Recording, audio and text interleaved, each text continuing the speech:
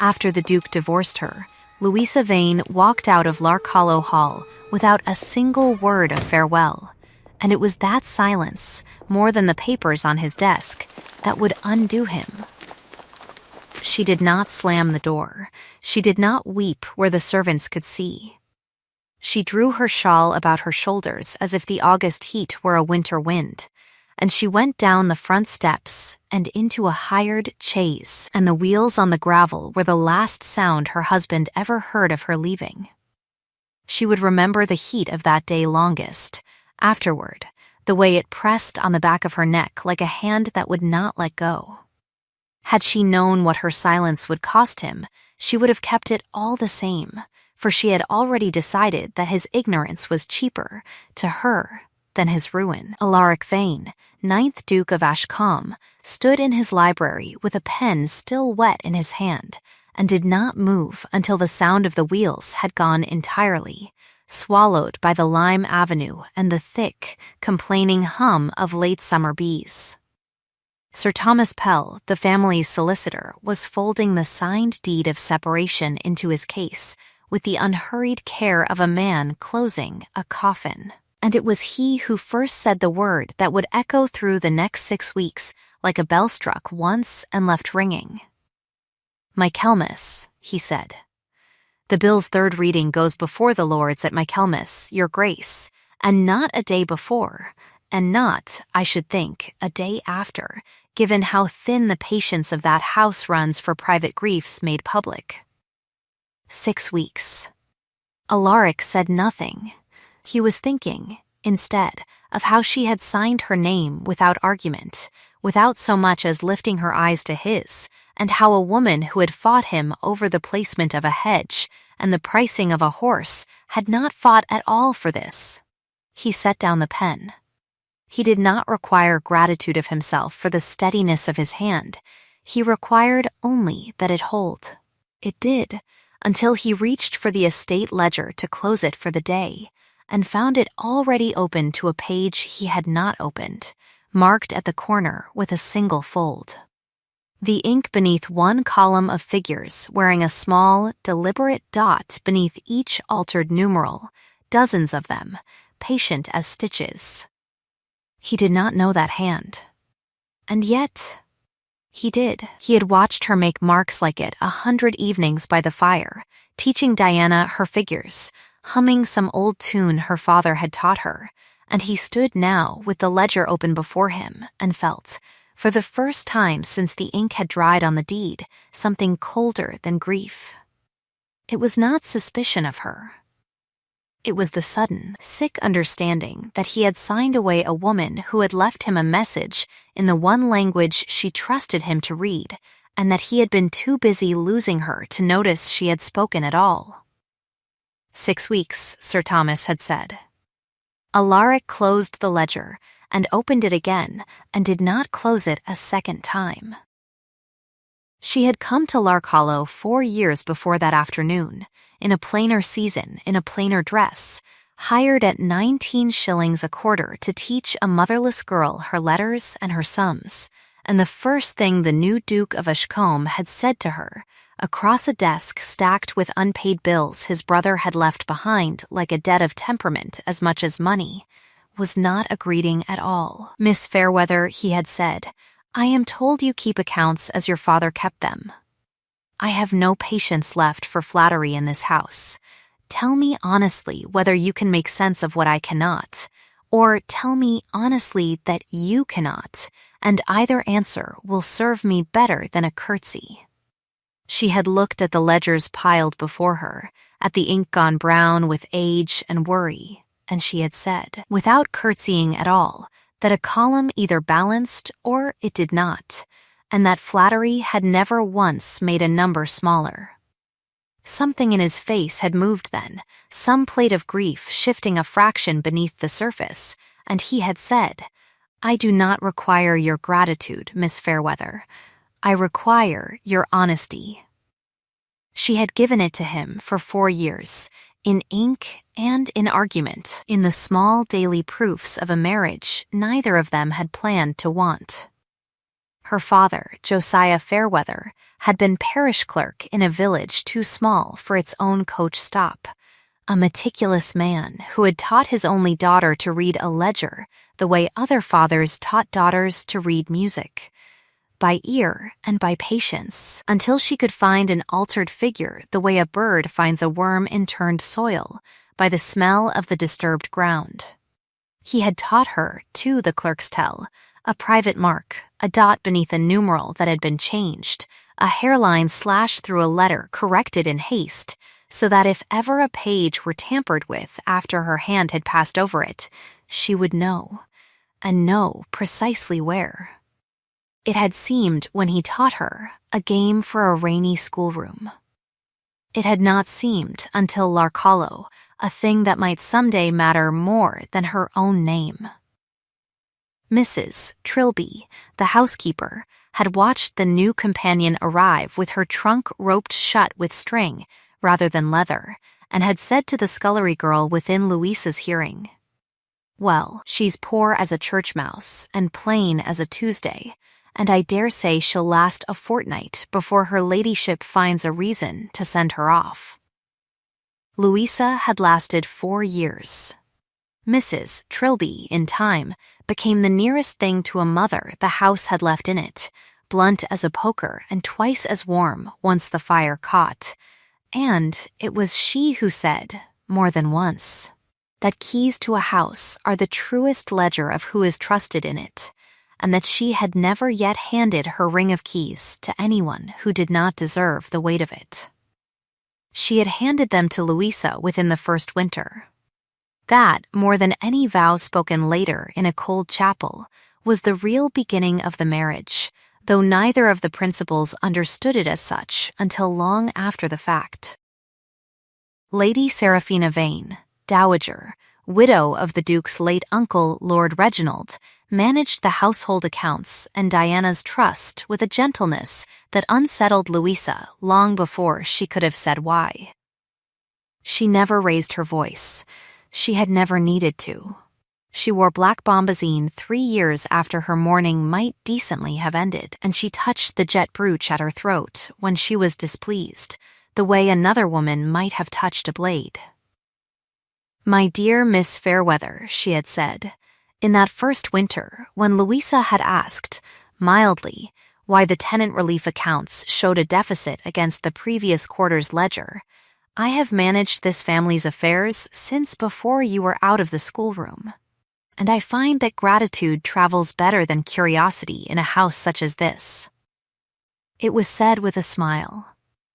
It was, Louisa understood only later, the softest threat she would ever receive, and therefore the one she ought to have feared most.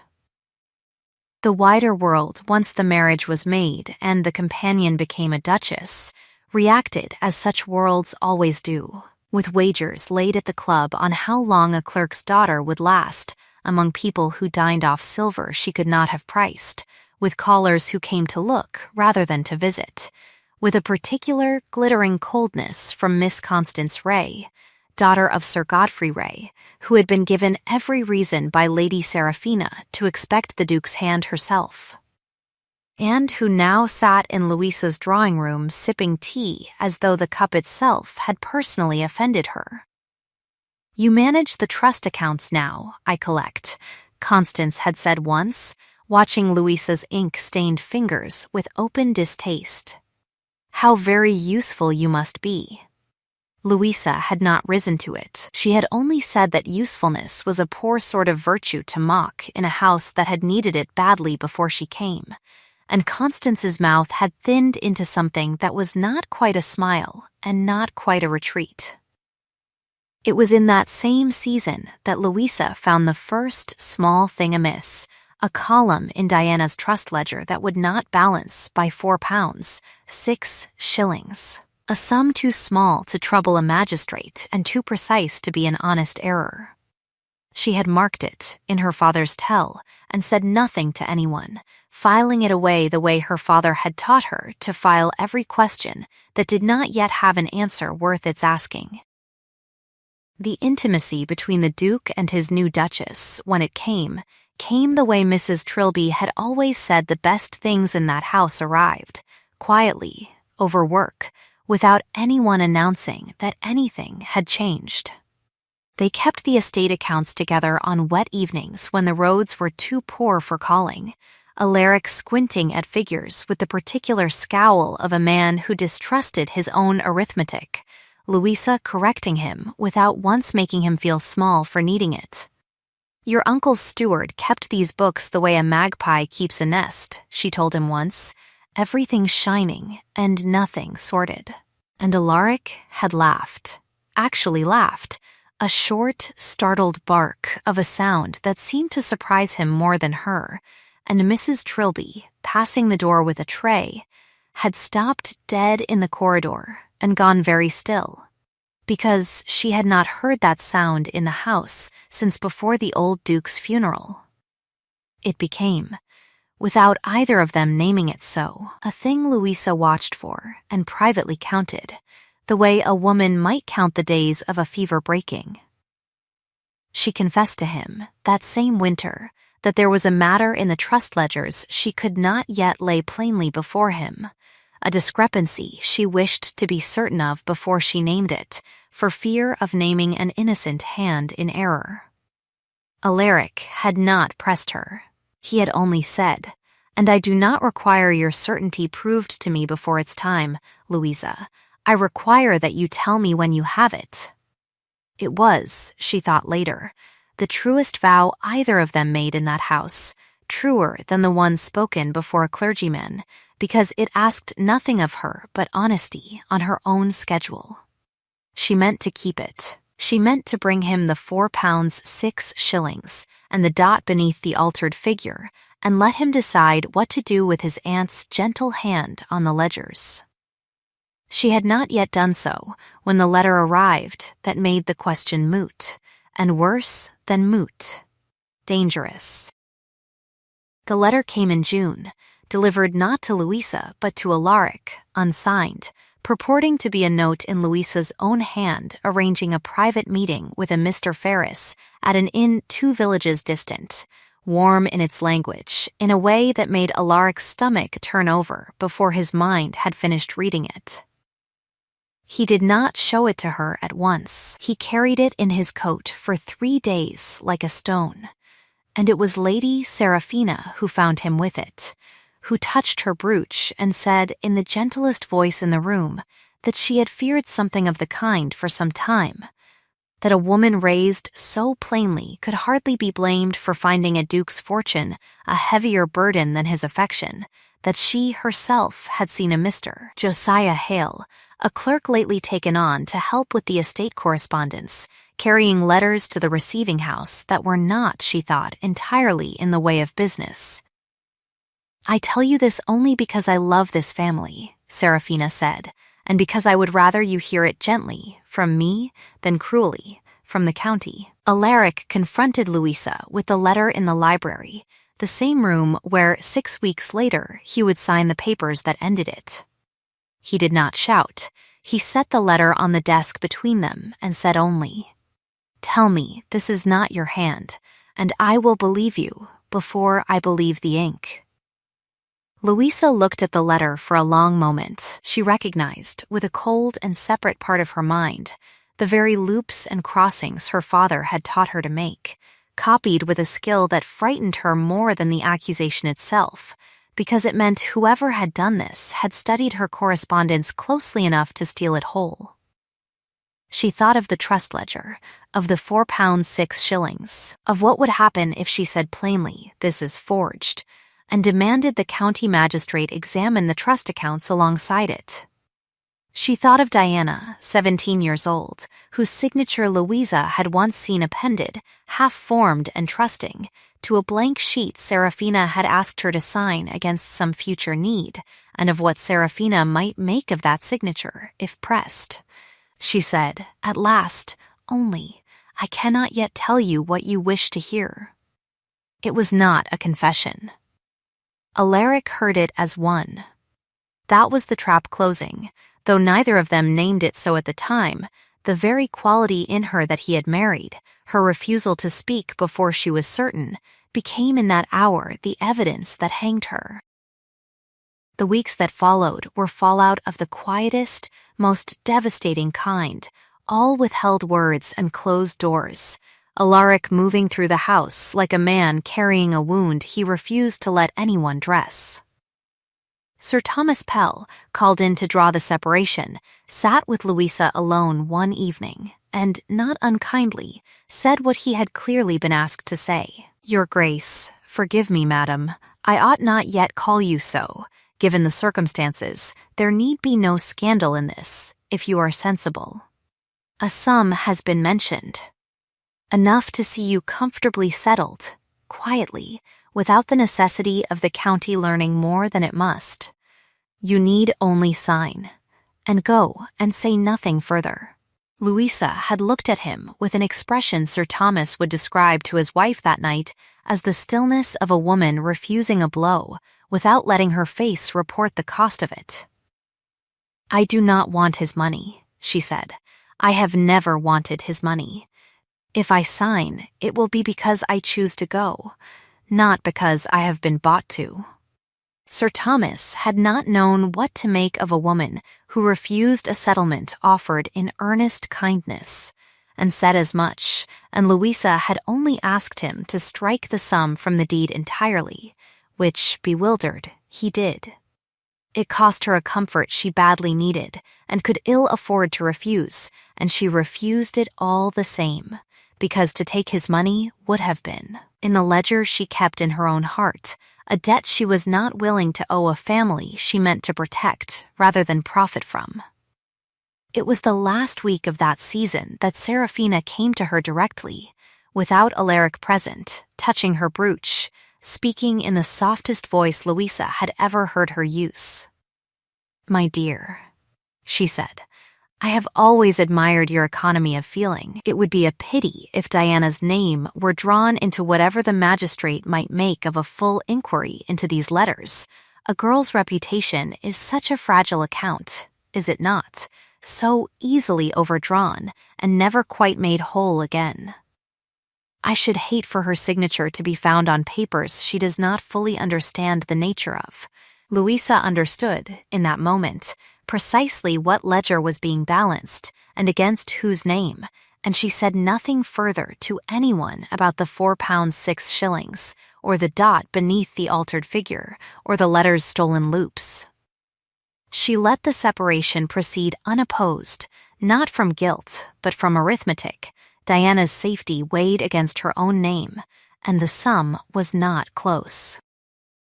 The darkest turn came on the very morning of her departure, when Alaric, unable to sleep, had gone down before dawn to find Diana already awake in the breakfast room, pale, twisting a lavender ribbon between her fingers until it frayed. "Louisa is leaving today," Diana said, "and I do not understand why she will not fight it, Alaric. She is the only person in this house who ever asked me what I thought before telling me what to think." Alaric had no answer for her. He had, by then, begun to notice things he had not let himself notice, while the letter sat like a stone in his coat, the way Louisa flinched, almost imperceptibly, whenever Seraphina entered a room, the way the trust ledger, when he finally thought to examine it properly, showed a hand beneath the surface hand, alterations layered like sediment going back years, each one small enough to escape notice, all of them together amounting to a sum that made his mouth go dry. He said nothing of this to Diana. He went instead to his study, where Sir Thomas waited with the deed for signing, and he signed it, because Louisa herself, when he asked her one final time whether there was anything she wished to say before the ink dried, had only looked at him and said no, and squared the papers on the desk, corner to corner, with the small, precise gesture he had watched her make over 100 ledgers. A gesture that meant, he would understand only later, that she was holding herself together by main force. She left an hour after the ink dried. She left the estate ledger open on his desk, marked at the corner, the dots beneath the altered figures patient as stitches, A message in the one language she had ever fully trusted him to read, and she had trusted, in the end, not his belief in her innocence, but his competence to eventually find the proof of it himself, without her having to spend Diana's safety to hand it to him directly. Alaric did not understand this until the wheels of her chaise were long gone down the Lime Avenue, and by then, the darkest question of all sat unanswered on his desk in her own father's cipher. Not whether she had betrayed him, which he now doubted with his whole chest, but who else had known enough of her hand. Her ledgers, and her love for his sister, to build a trap so patient it had taken 4 years to spring. He did not sleep that night, nor the next. He sat with the ledger by candlelight, tracing the dots beneath the altered numerals until his eyes ached, and it was Mrs. Trilby who found him at 3 a.m. and said, without preamble, that she had known something was rotten in that house since before Miss Fairweather ever came to it, and that keys to a house tell you who is trusted in it, but a ledger tells you who is robbing it, and perhaps, Your Grace, it was past time he read both. Alaric sent for Sir Thomas Pell at first light and laid the ledger before him, and it was Sir Thomas, examining the trust accounts page by page, with the neutral, unhurried patience of a man who had spent 40 years finding truth in other people's arithmetic, who first said aloud what Alaric had not yet dared to. These alterations predate Miss Fairweather's arrival at this house by 2 years. Your Grace, whoever made them has had access to this ledger since before your marriage was ever considered. Alaric felt something in his chest that was not quite hope and not quite horror settle into a single cold certainty. He went that same morning to find Josiah Hale, the clerk Seraphina had named as Louisa's supposed courier, and found the man packing a trunk with hands that would not stay steady, tapping his pen against the inkwell in a nervous rhythm before he had even noticed he still held it. Mr. Hale, Alaric said, I find I have been slow to ask you a question I ought to have asked weeks ago. Who instructed you to carry letters to the receiving house in my wife's name? Hale's mouth opened and closed twice before any sound came out of it, and it was in that hesitation, more than any answer, that Alaric first heard the hairline crack in a composure that was not, after all, his own to protect. It took a fortnight to gather what could not be gathered in an hour, and every day of it pressed against the deadline like a hand against a closing door, for the bill's 3rd reading stood fixed at Michaelmas, and Michaelmas was also the day Diana turned 18, and the trust passed wholly from Seraphina's management into her own. Alaric understood, watching the calendar with a dread he had not known himself capable of, that Seraphina needed the divorce finalized and the trust question closed before that single date, or lose both the marriage she had engineered to unravel and the fortune she had spent years quietly bleeding. He found Louisa at last through Sir Thomas's clerk, lodged plainly in a market town 2 days' ride distant, teaching a merchant's daughters their letters for her bread, and when he came to her door, she looked at him with an exhaustion so complete it frightened him more than anger would have. You should not have come, she said. I did not leave so that you would follow me. I came, Alaric said, because I have your father's ledger and your father's marks in it, and because Sir Thomas tells me the alterations in Diana's trust go back 2 years before ever I knew your name, and because I am a fool who let a stolen letter matter more than 4 years of watching you tell the truth, even when it cost you. He did not ask her to come back for his sake. He asked her, instead, to come back and stand beside him at Michaelmas, not as a wife reclaimed, but as the one person in England who could read his aunt's ledgers better than his aunt herself. It was, Louisa thought, the first time anyone in that family had asked for her competence rather than her forgiveness, and it was on those terms, and no others, that she agreed to return.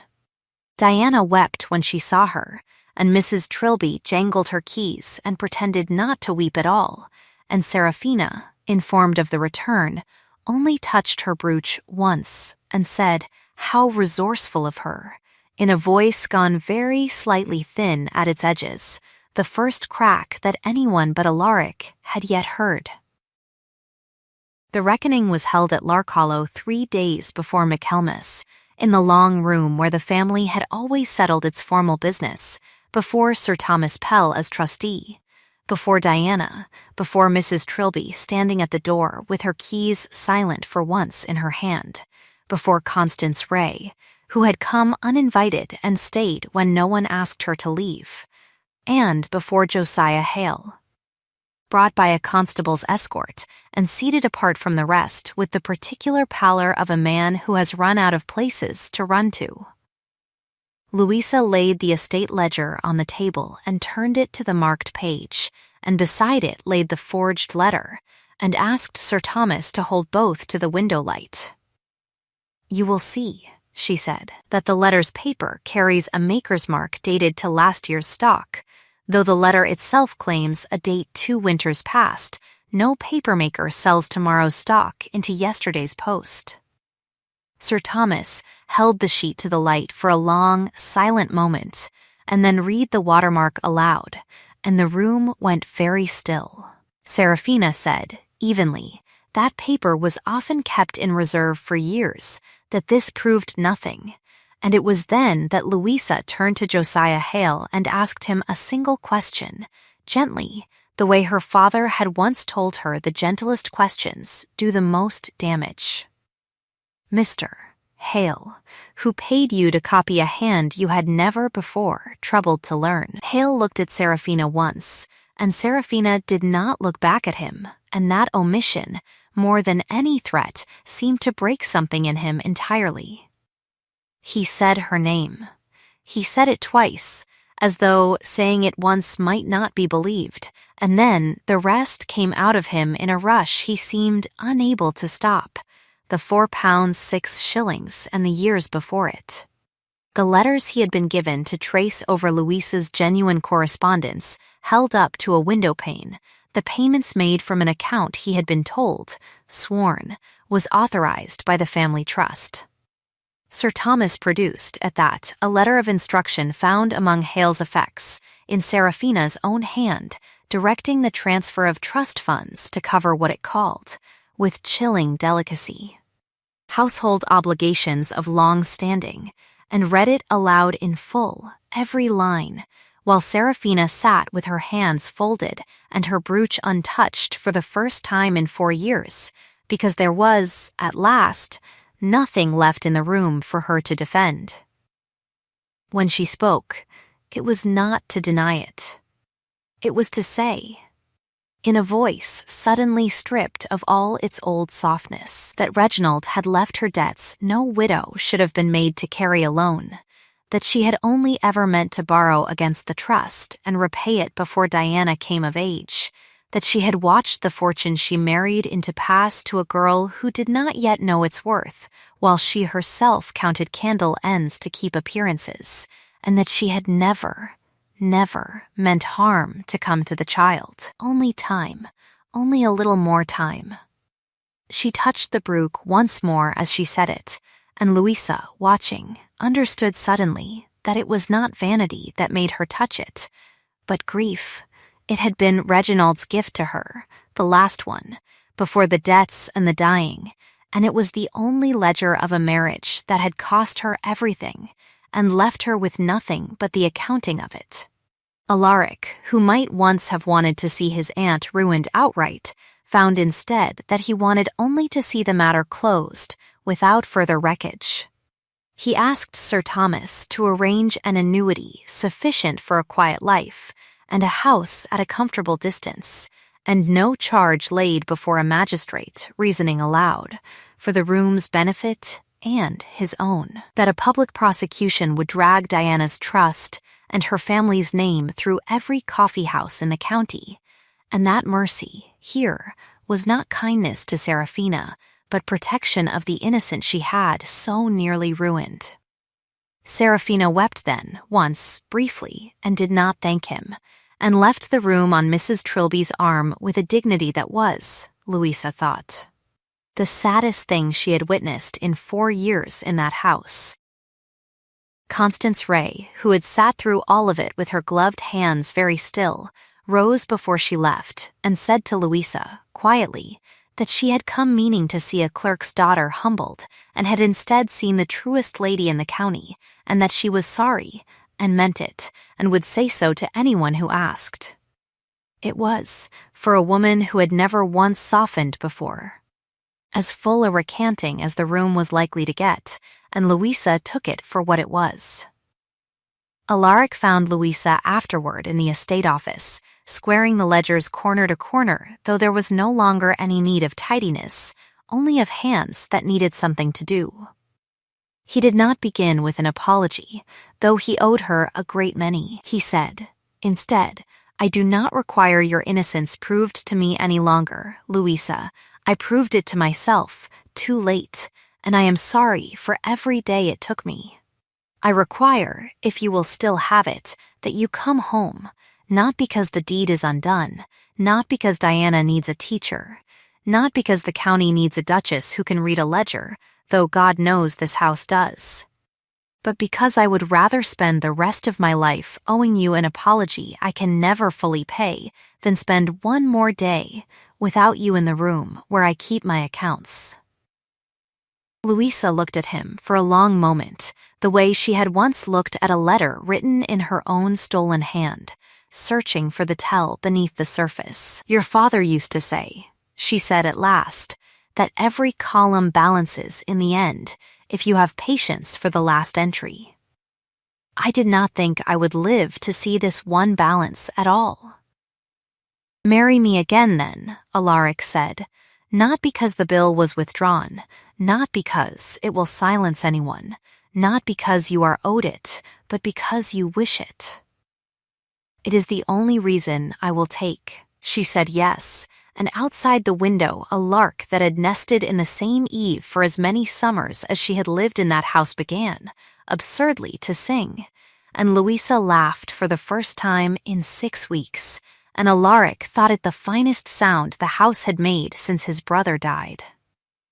Sir Thomas withdrew the bill from its third reading, with a note so dry it made Mrs. Trilby snort into her tea when she heard it read aloud, and the wedding, when it came in October, was small and quiet by design, held in the same chapel where the first had happened, with twice the guests and half the meaning, Diana weeping openly through the whole of it, and Mrs. Trilby weeping and denying it in the same breath, her keys forgotten and silent in her apron pocket for once. Josiah Hale, who had cracked and confessed and thereby saved more than he had ever cost, was given a modest post in a distant county where his particular skill with a pen might be put to better use under closer watching. Constance Ray did not marry that season, or the next, choosing instead, to her father's visible despair, to travel to her aunt's house in the north and read a great many books, and wrote to Louisa once a year after, dry and funny letters that Louisa kept in a drawer of her own.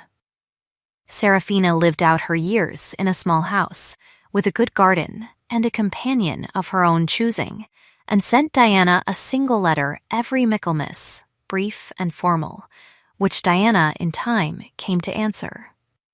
Almost a year to the day after that first parting, Alaric stood once more in the library at Lark Hollow, and the door opened, and Louisa came in, not leaving this time, but arriving, a shawl about her shoulders against an ordinary autumn chill rather than a manufactured winter, a lark singing its last song of the season somewhere beyond the glass.